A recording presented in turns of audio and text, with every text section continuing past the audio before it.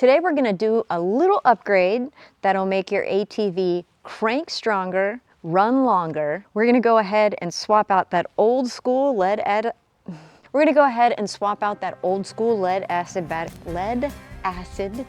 battery.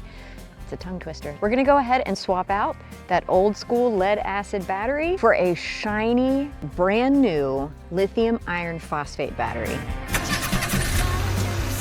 Hey y'all, I'm Renee and welcome to Tater Town. Now before we go removing anything, we need to talk safety. Take off your rings or anything metal, any jewelry, and you really want to make sure that no matter what you're doing, don't touch both terminals at once. So a few months ago, we were having a problem with our UTV with a no start issue, and it turned out to be an issue with the brake pressure switch, but the battery that we had installed was original, so it's 5 years old, and we needed to swap it out, and it was also suffering from corrosion and sulfation. And I really like these lithium iron phosphate batteries because they're smaller, they are way less heavy. I mean, seriously, it's ridiculous. And they last a lot longer than your lead acid battery. Now, they are more expensive in some cases, but the prices have dramatically decreased since I started using them several years ago. And you can use them for any vehicle, not just a UTV. You just need to make sure that you get one for starting,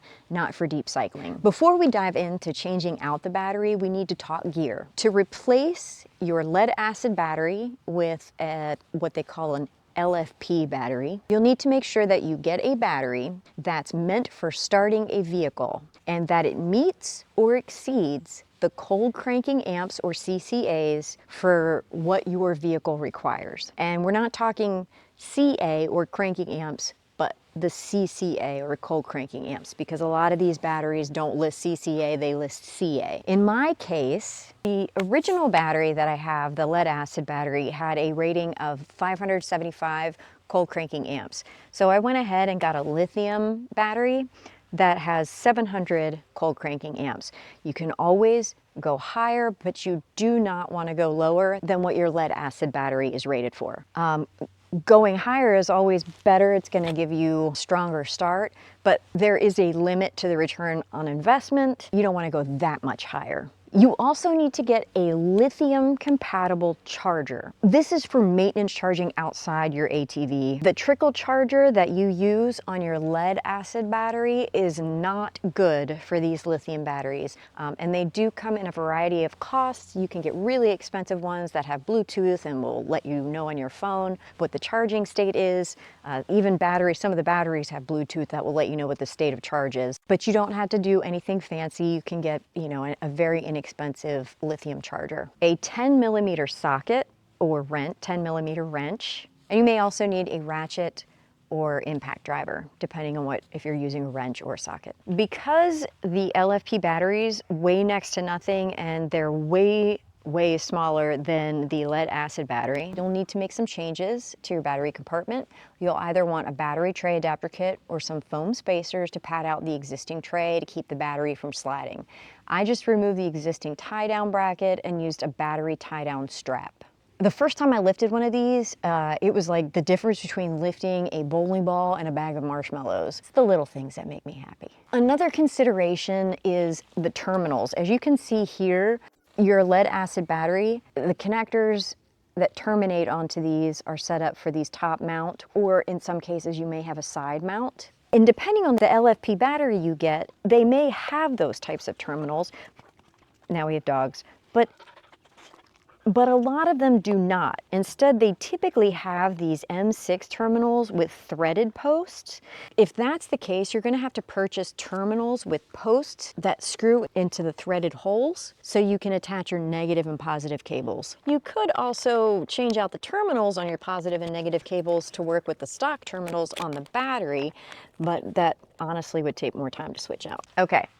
In the 2021 Polaris Ranger 1000, the battery lives underneath the passenger seat, which is super convenient. Start by disconnecting the negative cable. That's the black one. We've already got these disconnected. And then disconnect the positive or red cable. Once both cables are free, you can remove this and lift the battery out and set it somewhere safe. Now you can go ahead and put the battery in here, and look, I don't even need help doing it because it's so light.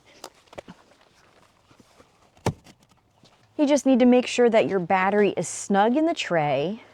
And of course, you don't want to crank it too hard because you don't want to break the plastic on the battery case. Making sure that you don't touch any metal to the terminals. Now you're going to connect the positive cable first, and then connect the negative cable. All right, now let's talk pros and cons, because everything in life has a positive and a negative. I actually didn't mean, I actually didn't even think about that when I said it. Okay, the pros.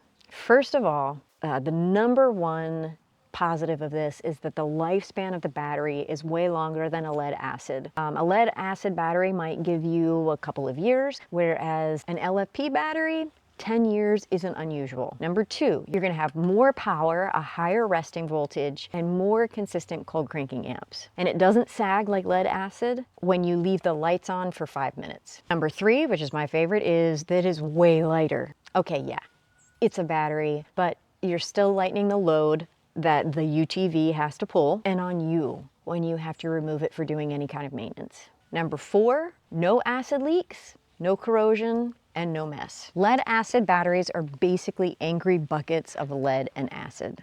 LFP batteries are a lot nicer than that. They are safer, and you don't have to worry about these off-gassing. So you're not going to smell anything weird, and you don't have to provide extra airflow around the battery like you do a lead acid battery. And what are the cons to having an LFP battery? Okay, number one, the price. LFP batteries tend to be more expensive than their lead acid counterparts. But I have found some excellent LFP batteries that are less than the cost of a similar lead acid battery. But honestly, it pays for itself even if you're spending $20 to $30 more on the LFP battery. Number two, cold weather. LFP batteries don't love starting below freezing. But most newer power sports lithium batteries, they have built-in heaters or wake-up circuits. Just check whatever brand you buy if it has those. Of course, those aren't going to be the cheapest options. Number three, the charging system compatibility. The good news is the charging system in your Polaris Ranger or whichever UTV you have typically works fine with LFP batteries. It's the trickle charger that you need to have one that is specifically for LFP batteries. You have to avoid the ones that you typically use for lead acid batteries. So that's your quick guide to upgrading your 2021 Ranger Polaris 1000 from a lead acid battery to a lithium battery. More power, less weight, longer life. If you liked this upgrade, hit that thumbs up, subscribe to the channel, and drop a line in the comments. And check out these other DIY videos. And don't forget to hit that like button and subscribe so you can see more videos that will help you do those things you never thought you could.